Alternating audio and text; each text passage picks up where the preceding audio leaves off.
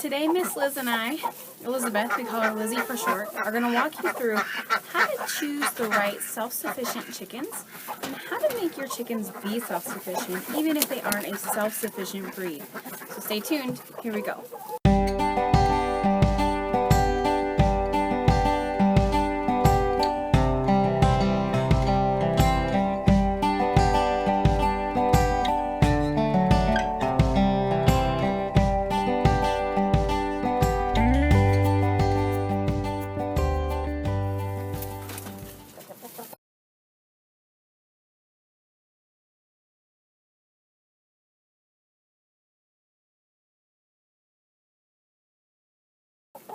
So Lizzie here is one of the very first barred rocks that we hatched.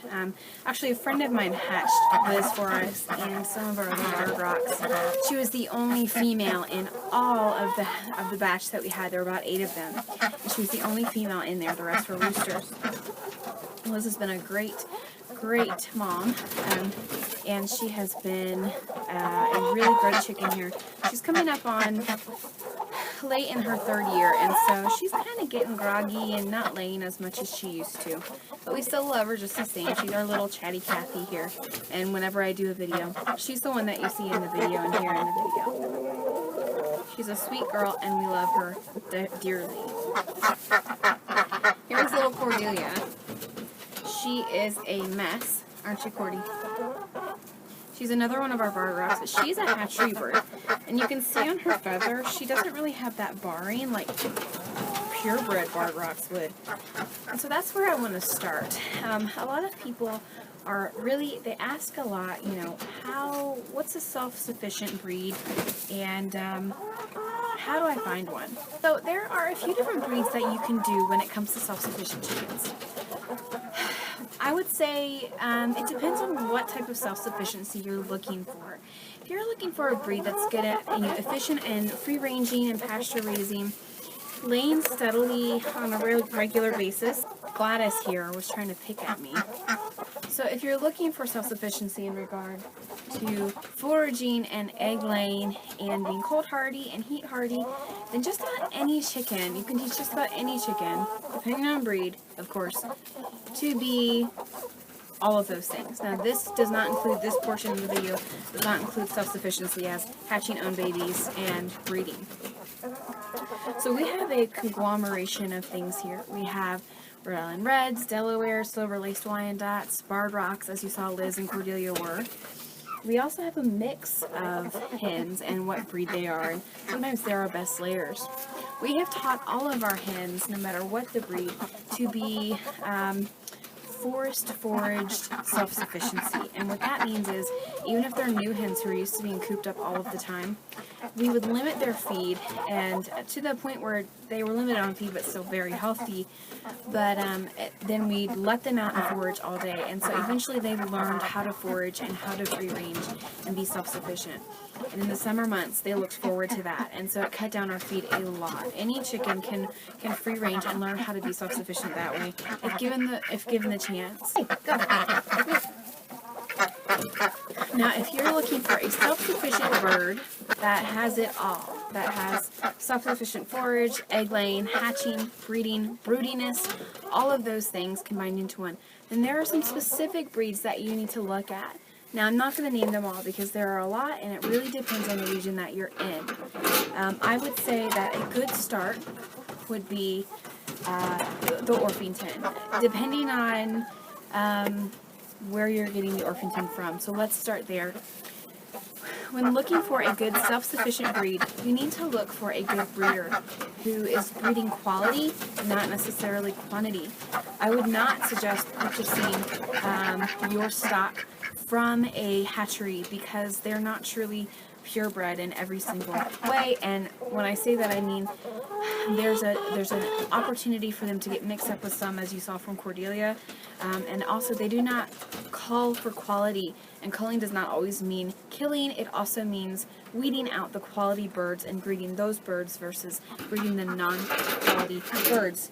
From Cordelia, you could see she did not have the barring on her chest. She had a kind of muddled look, and she's not one that you would want in your breeding. And Also, they don't breed for self-sufficiency. When you see those self-sufficient qualities, even in the birds that you have that aren't self-sufficient, then you take that bird's eggs and you breed and instill those qualities into your birds in your breeding program. Now, the breeds that I suggest, I'm a breeder, and that generally show these qualities. I would say Orpingtons do. Delawares, most Delawares do, depending on if they're a good quality breeder. Icelandics, which we used to raise. Icelandic chickens are not a breed, they are a landrace. So when you say landrace, they're one of the closest chickens that you'll get to a wild bird. They need a lot of space to roam though, and they need electric netting so that they don't run away, because they will. Swedish flower hens. Swedish flower hens are another derivative from the gene of Icelandic chickens, and so they are another great self-sufficient breed for your homestead. Silkies are another great option. Now, silkies aren't for everyone, and they're not for every region or climate because they do not have the feathers like normal chickens do. They have more of a down kind of feathery, the undercoating that chickens have, not the outer protective coating.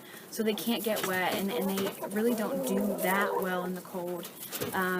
But they are some of the best moms that you'll get, and they're very broody, and they tend to go broody very quickly. Any kind of bantam that you have, most bantam breeds, even some hatchery bantams do very well as broody and self-sufficient mothers.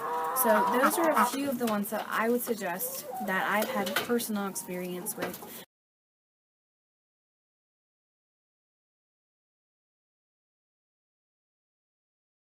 That I would suggest in self-sufficiency and for breed. Now, when you do consider this option on your homestead, you need to also consider where you live. So I'm in Virginia, so I wouldn't choose a chicken with a huge floppy comb, because we do get down into the low temperatures and sometimes below zero, because we are closer to the mountains. And so we get down to those low temperatures and they could easily get frostbite.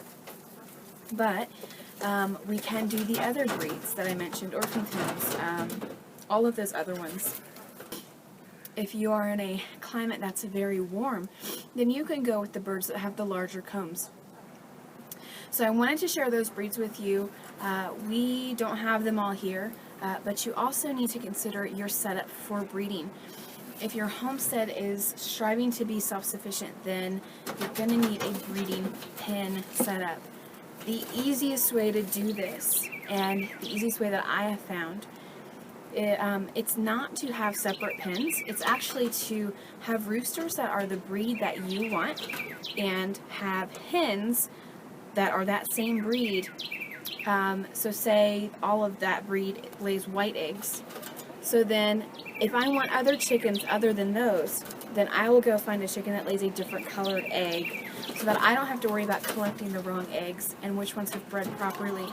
So for example, when I had Icelandic chickens, I had Icelandic roosters, I had Icelandic hens, and then I had a plethora of other hens, but they all laid brown or blue eggs. This allowed me to breed my Icelandics and have a lot of other chickens that weren't Icelandics, but I would only collect the white eggs that belonged to the Icelandic chickens when I wanted to hatch.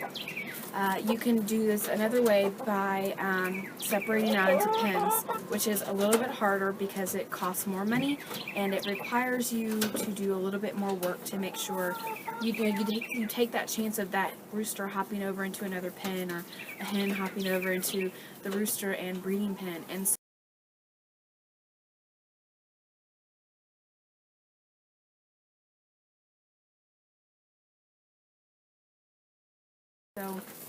there is that chance there, but it is another option, and it might be a little bit easier to keep track of if you're breeding multiple different animals. Now, I'm not talking about breeding on a breeder scale. I'm talking about breeding strictly for your homestead and for self-sufficient chickens. So that is my rundown on it. I hope that can help you a little bit in breeds that I really highly recommend, because I have had experience with them, and on ways to do it. And so that's what I have for you today.